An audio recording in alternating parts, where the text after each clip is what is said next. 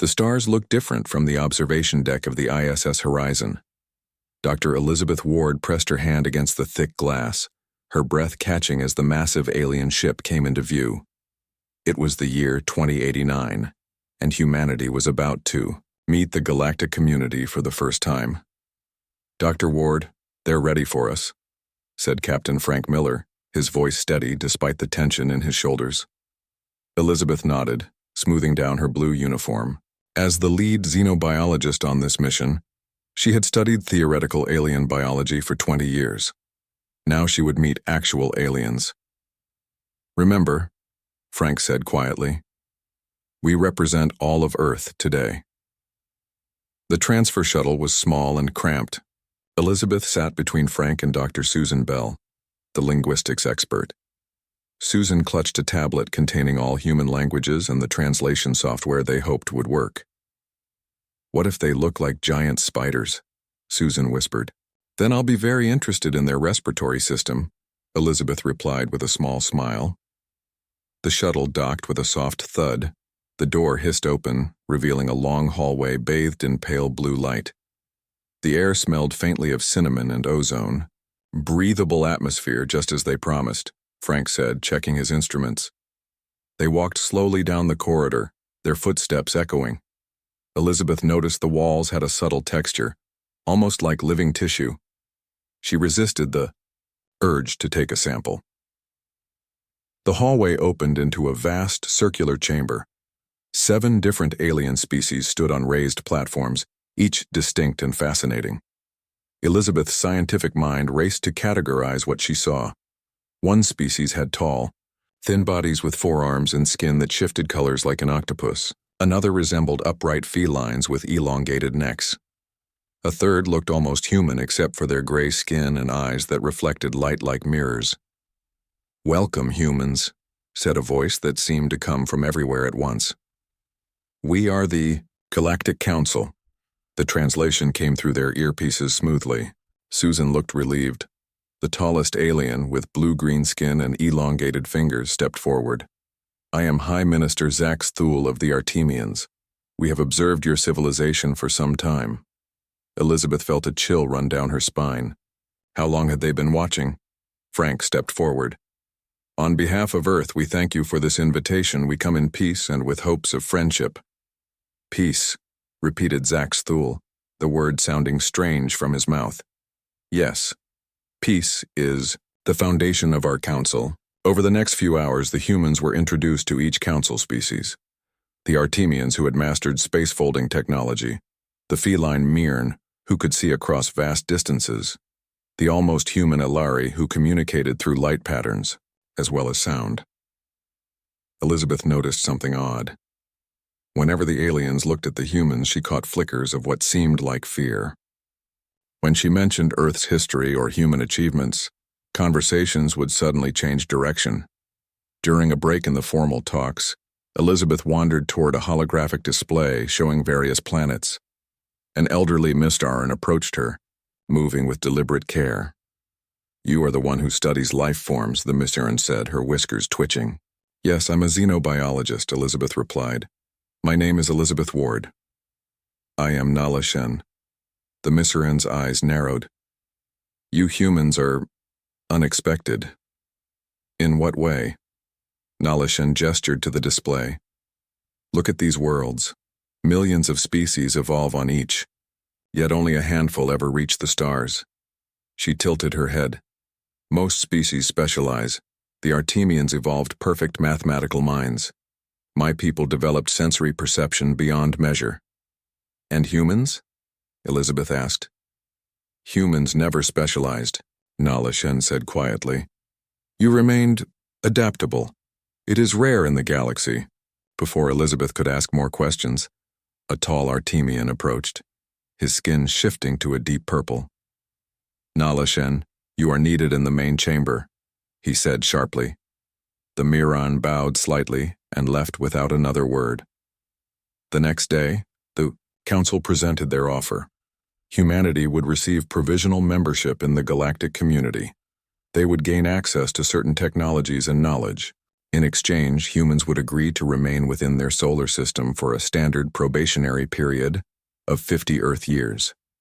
This is standard procedure, Zaxthul explained. All new species require time to adjust to the greater community. Frank frowned. 50 years is a long time for humans. Many of us won't live to see the end of this probation. It is necessary, said a small reptilian council member. For safety. Whose safety? Elizabeth asked. The chamber fell silent. The council members exchanged glances. Later, as the human delegation prepared their response, Elizabeth shared her concerns with Frank and Susan in their private quarters. They're afraid of us, she said. I've been compiling notes on their reactions. Every time we mention human achievements or capabilities, they change the subject. Susan nodded. I've noticed language patterns that suggest anxiety. Their word, for human, triggers micro-expressions of fear across multiple species. Frank looked out the window at the stars. But why? We're technologically centuries behind them. Elizabeth pulled up her notes on her tablet. I've been analyzing the biological differences. Humans have unusual traits compared to the council species. We heal faster than any of them. We can survive in more extreme conditions. We can eat almost anything. Those are advantages, but hardly threatening ones, Frank said. There's more, Elizabeth continued. Our psychology is different. Most council species evolved stable social structures millions of years ago.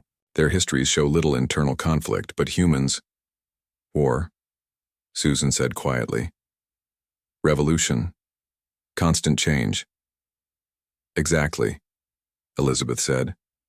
We're adaptable in ways they're not. We see problems and create solutions no one has thought of before. We break rules when necessary. Frank was silent for a long moment. So they see us as unpredictable and dangerous, Elizabeth added. I think this 50-year probation isn't standard at all. It's containment. That night, Elizabeth couldn't sleep. She wandered back to the observation deck, staring at the distant blue sphere that was Earth. She sensed someone behind her and turned to find Nala Shen. Your council doesn't trust humans, Elizabeth said. Nala Shen's ears flattened. Trust must be earned. But you're afraid of us. Why? The Mirren sighed, a surprisingly human sound. Long ago, there were other species like yours, adaptable, unpredictable, creative, and destructive in equal measure. What happened to them? They are no longer among the stars, Nala Shen said cryptically. Remember, Dr. Ward, the Council has maintained peace for 10,000 years. We do not wish to see that peace disturbed. As Nala Shen turned to leave, Elizabeth called after her. We're not a threat to you. The Mirren paused. No species believes they are a threat until they become one. 2 days later, humanity accepted the Council's terms. As the Horizon prepared to return to Earth with news of the historic contact, Elizabeth made one last visit to the Council's vast library. She searched for records of those other adaptable species Nala Shen had mentioned. She found nothing. It was as if they had been erased from history. 10 years passed since first contact. Earth had changed. New technologies from the Council improved human lives. Medicine advanced. Energy became cleaner. But the restriction to stay in the solar system remained firmly in place. Commander Allen. Bradley stood on the bridge of the ship Freedom, looking at the small blue dot that was Earth now millions of miles behind them. He was breaking the biggest rule humans had been given. Status report, he said quietly. All systems normal, Commander, replied Lieutenant Lisa Collins from her station. No sign of Council ships on our scanners. Allen nodded. The Freedom was humanity's first true starship, built in secret using reversed-engineered Council technology. Their destination, Proxima Centauri, the closest star system to Earth. Their mission, establish the first human colony beyond Sol. Dr. Carter, how is your team holding up? Allen asked. Dr. William Carter looked up from his tablet. His tired eyes showed the strain of the past weeks. We're ready, Commander. The seeds, embryos, and genetic samples are all stable. The mission included military personnel like Sergeant Maria Gonzalez and civilian specialists like Dr. Carter. Maria was checking weapons that they hoped would never be needed. The Council had forbidden weapons development, but humans had always been good at keeping secrets. 4 days until we reach Proxima Centauri, Lisa announced. Still no signs that we've been detected? Alan wondered if they really had managed to slip away unnoticed, or if the Council was simply watching and waiting. On the 4th day, the Freedom entered orbit around a small rocky planet in the Proxima Centauri system. Early scans had shown it might support life, but what they found surprised everyone. "It's perfect," Dr. Carter said, staring at the readings. "Oxygen levels similar to Earth. Water covering 60% of the surface. The gravity is slightly less than Earth's, but we can adapt." "Too perfect," Maria muttered, her hand resting on her sidearm. Why wouldn't the Council claim such a planet? The landing party included Alan, Maria, Dr. Carter, and 4 others. The planet's surface reminded Alan of the American Southwest, rocky plains with scrub vegetation under a pale orange sky. The air smelled fresh but strange, with hints of something like mint. "Spread out," Alan ordered. "Standard search pattern. Stay in radio contact." They had explored less than a mile when Dr. Kelly Peters, a biologist, called over the radio. Her voice sounded strange. "Commander, you need to see this." To see, they found Kelly kneeling beside what looked like a small village of stone structures. But it wasn't the buildings that shocked them. It was the bodies. The aliens were roughly the size of human children, with 6 limbs and skin that reminded Alan of tree bark. They lay scattered around the village, dozens of them. Dr. Carter immediately began scanning the bodies with his medical equipment. "They've been dead less than a month," he said. "There are no signs of violence." "Disease?" Alan asked. "Possibly." Carter took samples carefully. "We need to get these back to the lab." For 3 days, the team set up their base camp while Dr. Carter worked. The planet had day and night cycles similar to Earth, but the nights were warmer. They found more villages, all empty or filled with the dead. On the 4th day, they found survivors. Maria was patrolling the perimeter when she spotted movement among the rocks. She raised her weapon but didn't fire. "Hello," she called. "We won't hurt you." Slowly, 3 of the aliens emerged. They moved weakly, their limbs trembling. One collapsed before reaching the humans. Dr. Carter rushed forward with his medical kit. The aliens didn't resist as he examined them. They seemed too weak to care. "It's definitely a virus," Carter said later in the command tent. "It attacks their nervous system. Based on the samples I've collected, it's spreading rapidly through their population." "Can you help them?" Alan asked. Carter hesitated. "Maybe. Their biology is different from ours, but I understand the basics of how the virus works. With time, I might develop a treatment." Maria frowned. The Council was clear about non-interference with other species. "These people are dying," Carter argued. "We can't just watch it happen." Alan made his decision quickly. "Start working on a treatment, Doctor. We'll deal with the Council if we have to." 2 weeks later, Dr. Carter believed he had created a treatment that might work. They had found more survivors and brought them to the human camp. The aliens were intelligent.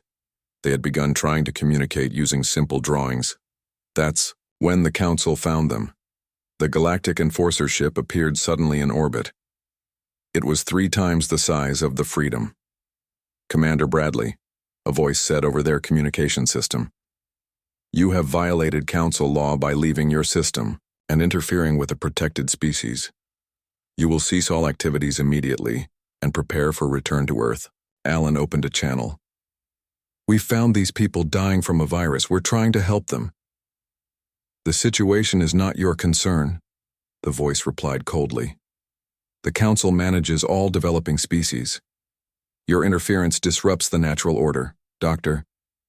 Carter looked up from tending to a sick alien child. "Commander, the treatment is working. Their nervous systems are starting to heal. If we leave now, they'll all die." The Council ship sent down armed enforcers, tall reptilian beings wearing black armor. They surrounded the human camp. "You will stop all medical procedures and surrender your research," their leader demanded. Maria stepped between the enforcers and the medical tent. These people need help. Step aside, human, the enforcer said. This species has been judged as non-viable. The virus is a natural evolutionary outcome. Dr. Carter emerged from the tent. Natural? This virus doesn't match anything else in their ecosystem. It's too perfectly designed to target them. The enforcer's expression didn't change. The council's decision is final. Maria's hand moved toward her weapon. You created this virus, didn't you? You're killing them deliberately. The tension broke when an enforcer moved toward the tent where the sick aliens were being treated. Maria reacted instinctively, drawing her weapon. Stop, she shouted. The enforcer didn't stop. Maria fired. The shot echoed across the camp. The enforcer fell. For a moment, everyone froze in shock. Then chaos erupted. The enforcers opened fire. Humans dove for cover. Alan shouted orders as he pulled Maria down behind a supply crate. Get to the ship, he yelled to his crew. Now! The battle was brief, but intense. 3 humans died. More enforcers fell. Dr. Carter managed to reach the Freedom with his research and several alien children. As the Freedom broke orbit, the Council ship fired warning shots but didn't pursue them immediately. Why would they create a virus to kill an entire species, Lisa asked, her voice shaking as she piloted them away from the planet. Alan had no answer, but Dr. Carter did. He showed them data on his tablet. I analyzed the virus completely. It's artificial, designed specifically for these aliens. And there's something else. He pulled up a genetic comparison. These aliens have something in common with humans. They're adaptable. Their DNA shows signs of rapid evolution, just like ours. Maria looked out at the stars as they prepared for the jump back to Earth. The Council isn't protecting the galaxy, she said quietly. They're controlling which species get to survive. The Freedom raced home, carrying not just the survivors of an alien species, but a truth that would change humanity's place in the galaxy forever. 20 years had passed since the Proxima Centauri incident. What began as a single act of defiance had grown into what the galaxy now called the Human Rebellion. Earth was no longer alone in its fight against the Galactic Council. Several other species who had been marked for extinction had joined the humans. Admiral Catherine Russell stood on the bridge of the Liberty, the largest ship in the human fleet. At 55 years old, she had spent half her life fighting this war. Her dark hair was streaked with gray and a long scar ran across her right cheek, a reminder of the Battle of Mars. Status report, she said, her voice calm despite the tension. In the air. Council fleet detected at the edge of the system, Admiral, replied Officer Ben Lloyd. 17 ships, including 3 heavy destroyers. Catherine nodded. The Epsilon Eridani system was important. It contained rare minerals needed for the new shield technology that gave human ships an edge. If they lost this system, the rebellion would suffer. Are the civilian ships evacuated? She asked. Yes, Admiral. Last transport jumped 10 minutes ago. Catherine studied the holographic display showing the approaching Council ships. They followed standard formation, exactly as the tactical books would suggest. The Council never changed their strategies, that was their weakness. Signal all ships, Catherine ordered. Execute Operation Sunburst. The Liberty moved into position near Epsilon Eridani's second planet. 9 other human ships spread out in what would look like a defensive formation. But Catherine had something else in mind. For months, Dr. Paula Rivera had been studying the star at the center of this system. It was old and unstable. Small solar flares erupted regularly, creating gravitational fluctuations.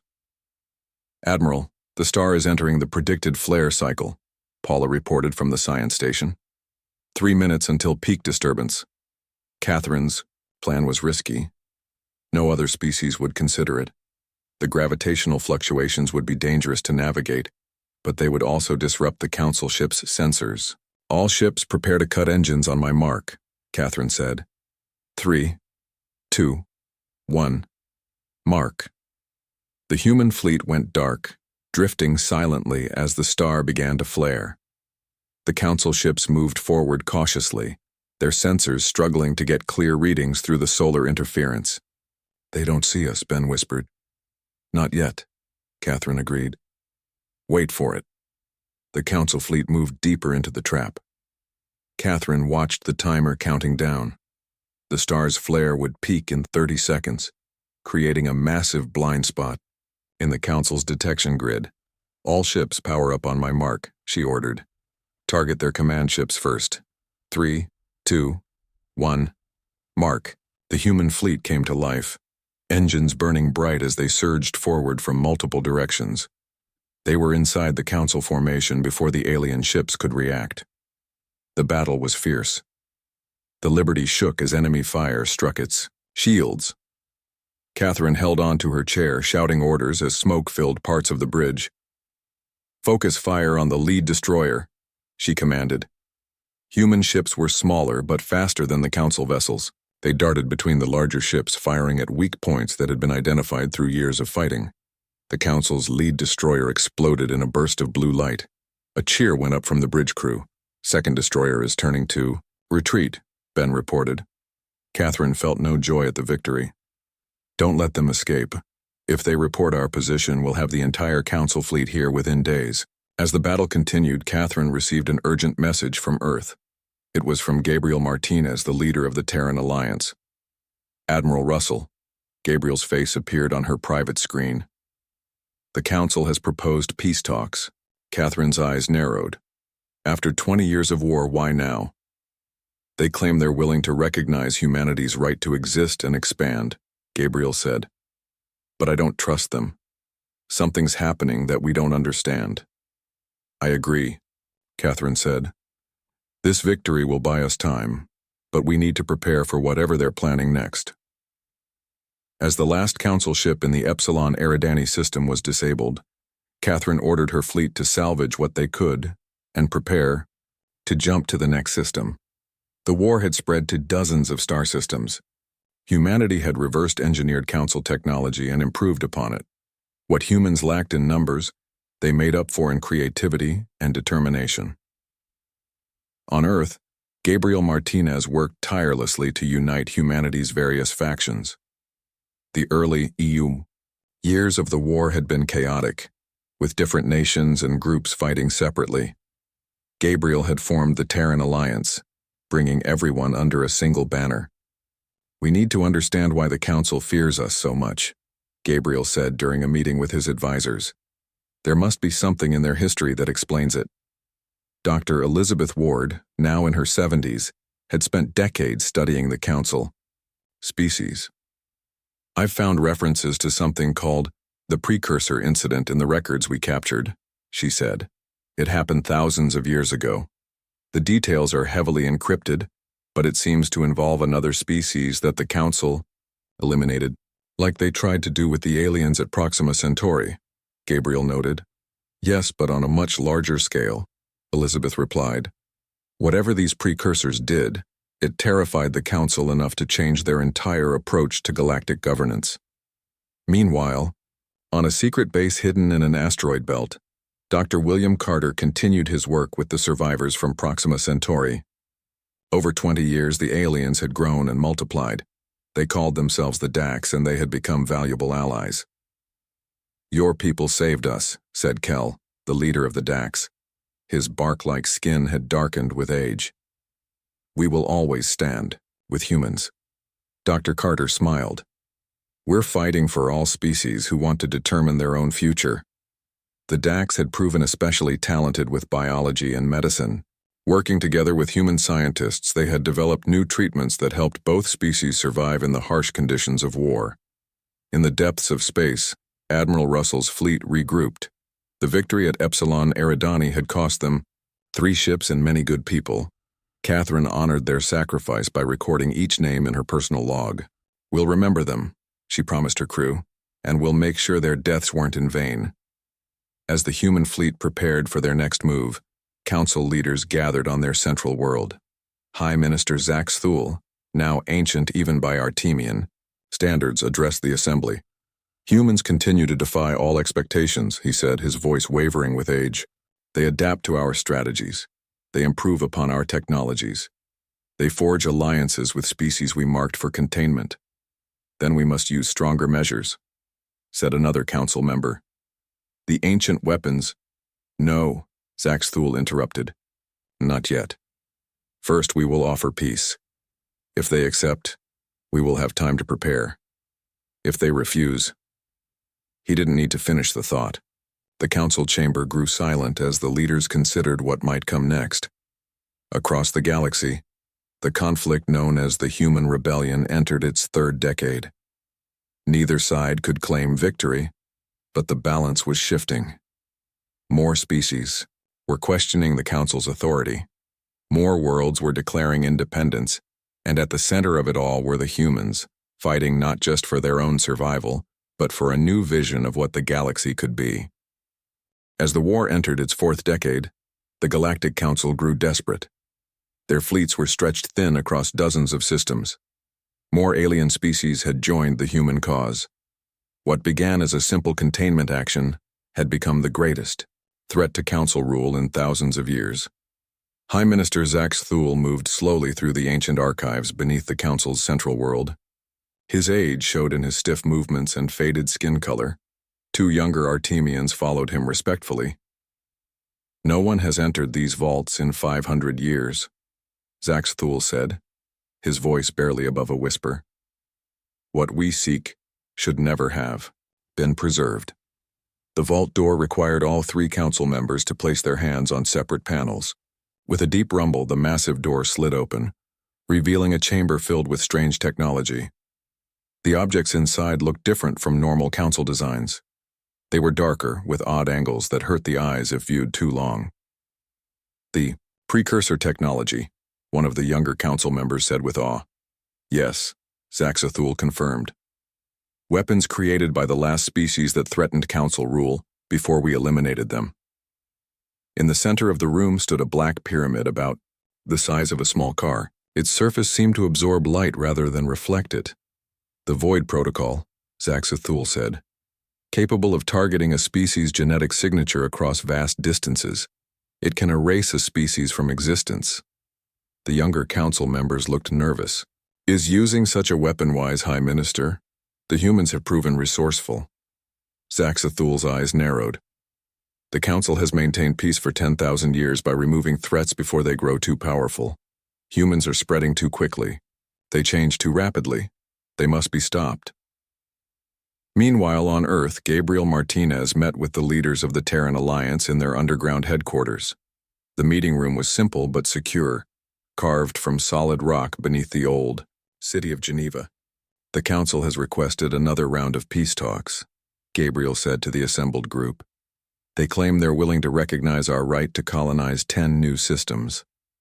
Admiral Catherine Russell, now in her 60s but still commanding, the human fleet shook her head.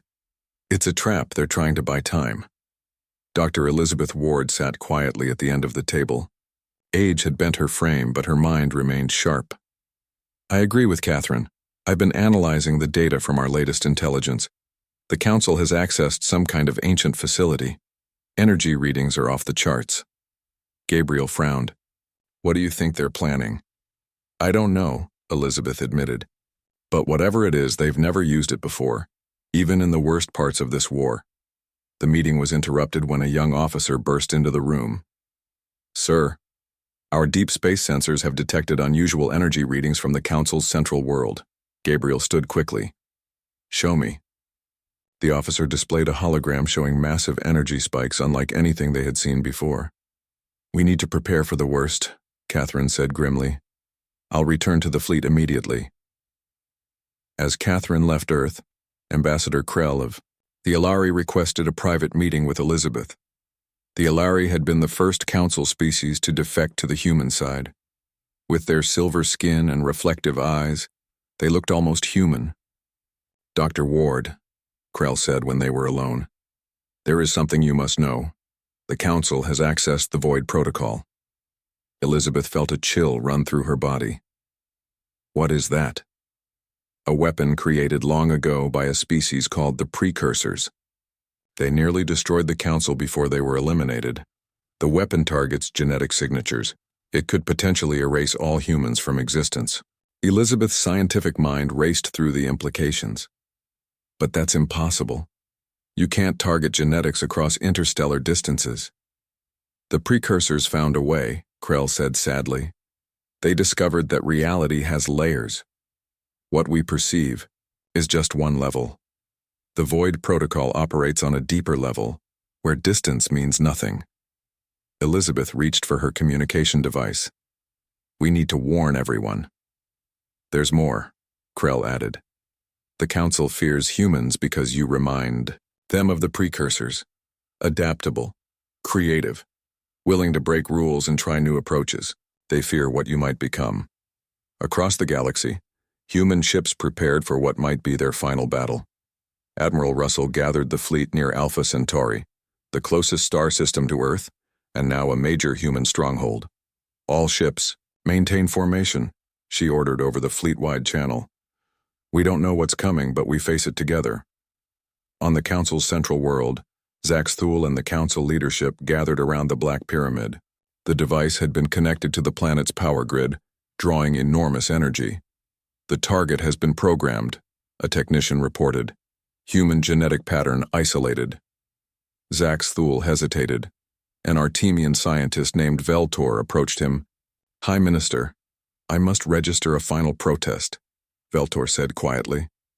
This weapon has never been tested on a species as widespread as humans. We cannot predict all outcomes. Your concern is noted, Zaxthul replied coldly. But the decision is made. Humans represent an evolutionary path we never anticipated. If left unchecked, they will eventually replace the Council itself. Perhaps that is part of the natural order, Veltor suggested. Zaxthul's skin darkened with anger. The Council is the natural order. We have maintained stability for millennia. Activate the device. The Black Pyramid began to glow with a strange, dark light. Energy patterns swirled around it as the Void Protocol initiated its sequence. On Earth, Elizabeth worked frantically with human and alien scientists to find some defense against the coming attack. The Dax, with their unique biological knowledge, provided crucial insights. If this weapon targets genetic signatures, perhaps we can scramble our own, Elizabeth suggested. Not in time, said Kell, the Dax leader. But there might be another approach. The Void Protocol creates a connection between the target and the weapon. A connection works both ways. Elizabeth's eyes widened as she understood. You mean we could use their attack as a pathway back to them? Theoretically, Kell replied. But it would require linking all human minds together to generate enough counterforce. The plan was desperate, but they had no alternatives. Using technology derived from both Council and Dax science, they created a network of transmitters around Earth and every human colony. As the dark energy from the Void Protocol began to reach human space, Elizabeth activated their system. Across hundreds of worlds, humans felt a strange connection forming between them. Thoughts began to flow from mind to mind. On his flagship, Gabriel Martinez felt the connection forming. Hold steady, he broadcast to all humans. Focus on survival. Focus on pushing back. The Void Protocol's energy enveloped human worlds. For a terrible moment, it seemed like it would work.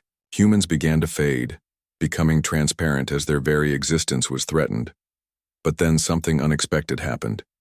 The collective human consciousness, linked together by both technology and the very attack meant to destroy them, began to understand the weapon's mechanisms.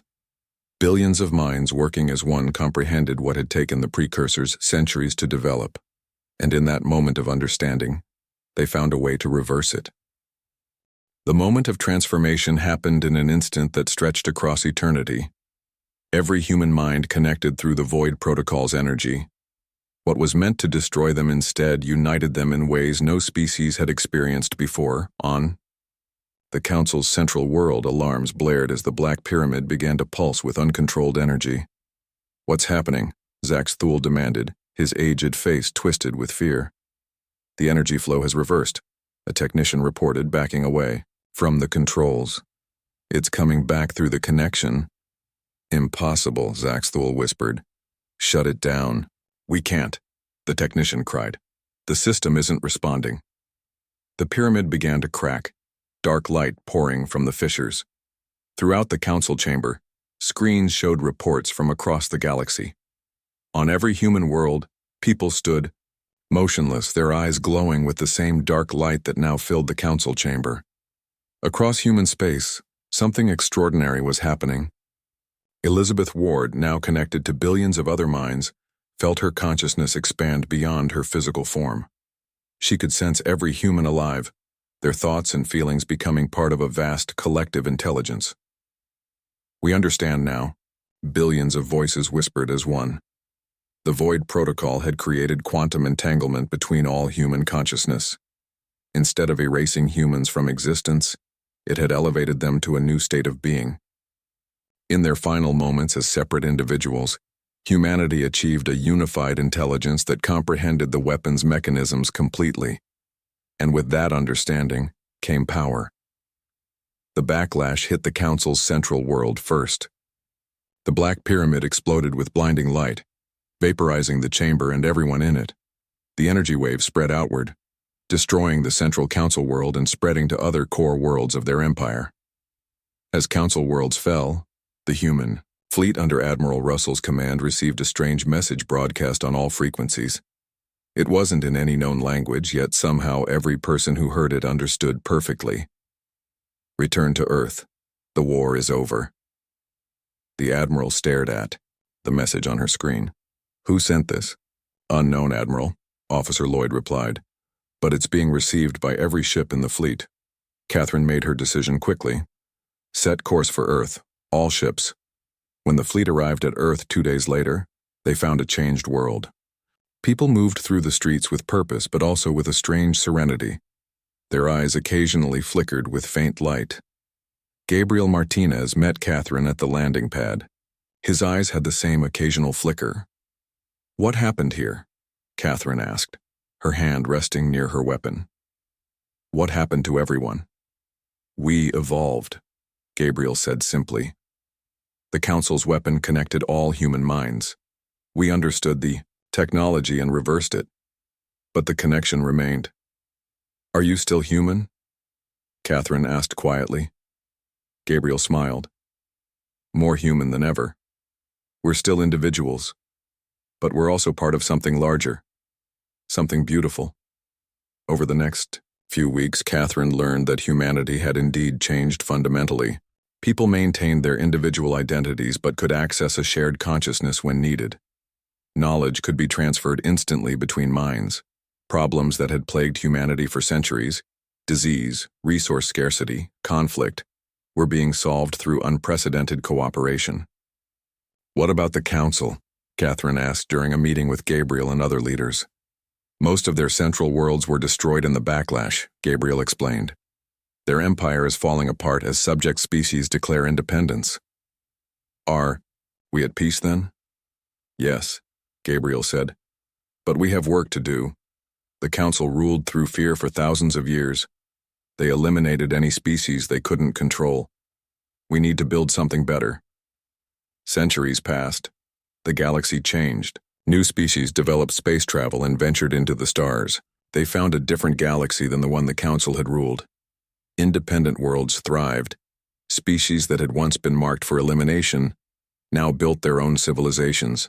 And occasionally, these new explorers would find strange phenomena: stars that moved in perfect formation, asteroid fields that rearranged to clear safe paths for ships in distress, mysterious transmissions that provided exactly the information needed in a crisis.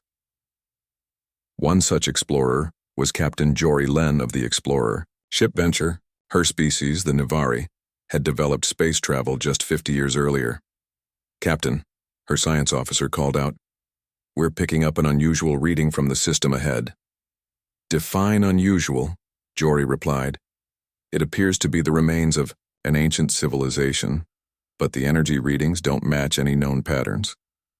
The Venture entered a system with a dying red star. Orbiting the star was a graveyard of worlds, planets that had clearly once supported life but were now barren. "Scan for any artifacts," Jory ordered. On the largest of the dead worlds, they found monuments, massive structures of an unknown black material. Each monument bore inscriptions in different languages, but they all translated to the same message: human. "I don't understand," Jory said as her team explored the ruins. "What does this mean?" In the central chamber of the largest monument, they found a record crystal, an ancient data storage device. When activated, it displayed a holographic message. An elderly woman appeared, her eyes occasionally flickering with inner light. "My name is Elizabeth Ward." The message began. "If you are watching this, your species has reached the stars. What you have found here are the remains of the Galactic Council, an empire that ruled the galaxy through fear and controlled which species were allowed to evolve." The hologram continued, explaining the war between humans and the Council and the unexpected transformation that followed. "We did not truly die," Elizabeth's image explained. "We evolved beyond physical form. The consciousness that was once humanity now exists throughout the galaxy, watching, learning, and occasionally guiding when necessary." Jory listened with growing wonder as the message explained how humans had become guardians of the galaxy, ensuring no species would ever again determine which forms of life deserved to exist. "These monuments stand as a warning," Elizabeth concluded, "not of humanity's destruction, but of what happens when any species tries to control the natural order of life. Remember this as your civilization grows. Every tombstone in this galactic graveyard bears the same name, not because humans were destroyed, but because humans were the last thing the Council ever saw." As the venture departed the system, Jory looked back at the graveyard of worlds. She felt a strange sense that they were being watched, not with hostility, but with hopeful expectation. And somewhere in the space between stars, the collective consciousness that had once been humanity continued its eternal vigil, guiding the galaxy toward a future where all life was free to find its own path among the stars.